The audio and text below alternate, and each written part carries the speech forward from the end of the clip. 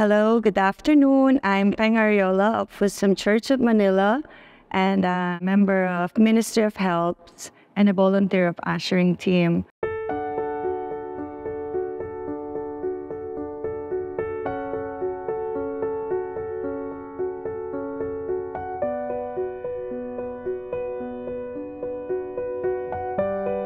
My testimony is Seeds of Abundance. Last year, January 2023, I was so excited to set up my first vision board. Lahat ng list ko nandun. First na highlight is yung vacation ni Kuya Ras. We prayed na makabalik siya sa birth ko ng March. So January, vacation niya, we're praying na maka-attend ng graduation ni Faith.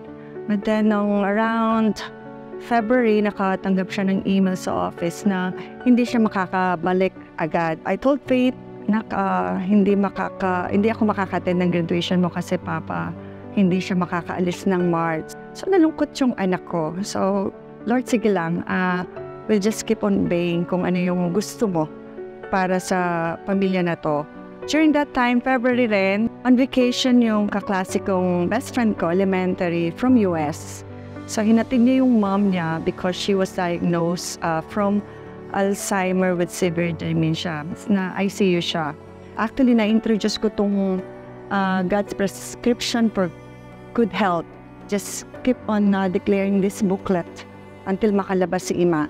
My friend told me, umaabot ng almost 1 million ng bills nila. She need to go back to US na kasi she need to work para sa provision ng confinement ng mom niya. Pag-uwi namin ni Ras, na-notice namin, there's a spirit na nakaima, nanlilisik yung eyes niya, and then nag-spit siya, yung combative siya, nanununtok, nagpapadyak siya.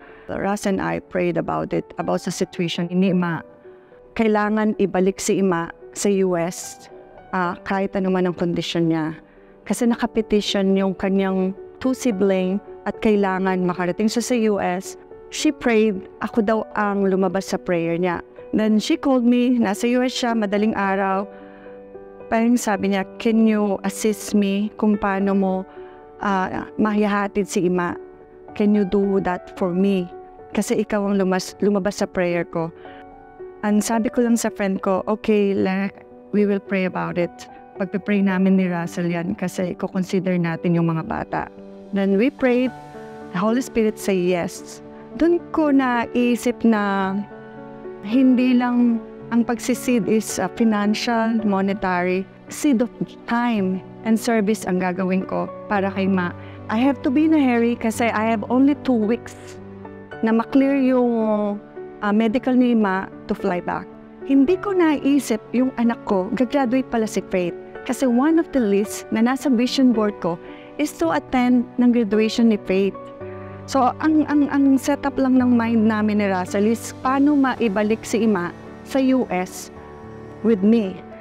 Sabi ni Russell, did you realize na nag-harvest ka na sa plan na paghatid mo kay Ima? You'll be attending the graduation of Faith. Nung nalaman kong ako na ang bahala, I'll take care of the fair, pag-attend mo doon.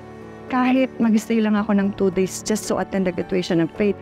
So, sabi ko, Lord, this is so amazing. Sabi ko, hindi ko na naisip na maka-attend ako talaga ng graduation. Yung fair ko, for free pa.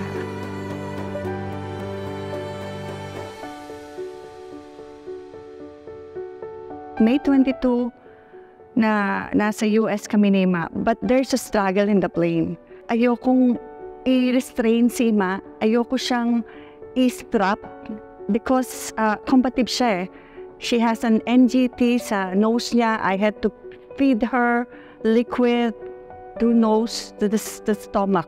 Sabi ko, Lord, be with us for the 22 hours flight. Yung moment namin sa airplane for 22 hours, declaration, yung ginamit kong book ng prescription ng good health, for 22 hours paulit-ulit every time na nakagising siya. Nakatulog siyang mabuti, napakain ko siyang mabuti, hindi ako nagkaroon ng emergency on board. Thank you, Jesus, for that. Pagkalapag namin, I was thinking na hindi niya makikilala yung anak niya pagbaba namin ng airport. Pagkakita niya kay Leslie, hinag ni Leslie, then nakasmile siya.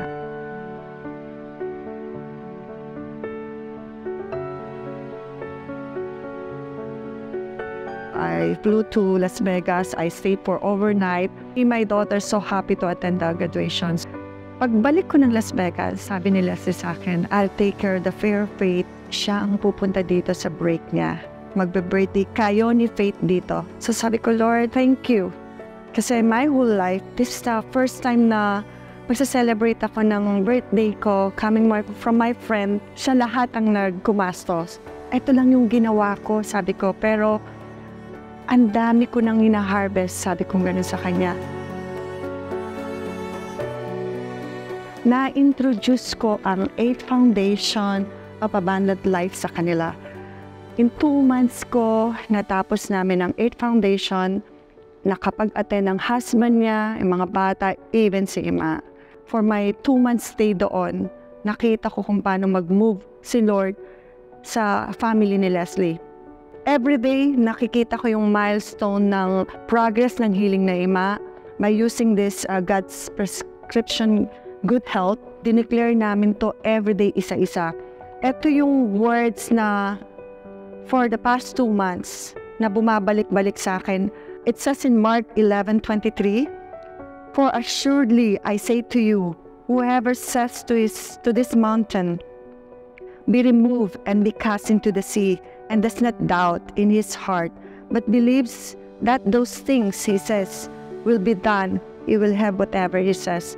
I explained to my friend, we have to cancel and rebuke any words coming from the doctor. After a couple of weeks, she started eating my mouth. Nakita ng friend ko how the Lord moves sa paggaling ng Hima, sa mga anak niya. So I told her, just continue declaring, asking the Lord sa family mo, especially kay Ima. 2 weeks after that, I told my friend, I need to go home. I need to be with my children.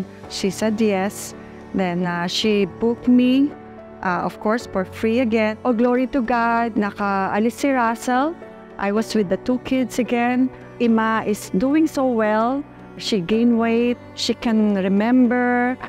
Nakakagawa na siya ng mga bagay-bagay na dati niyang ginawa. This is my testimony. This is the testimony of my family. We always give thanks and glory to God. Kung anong lahat ng pinagpipray natin, we just have to put it in the list and then give it to Him.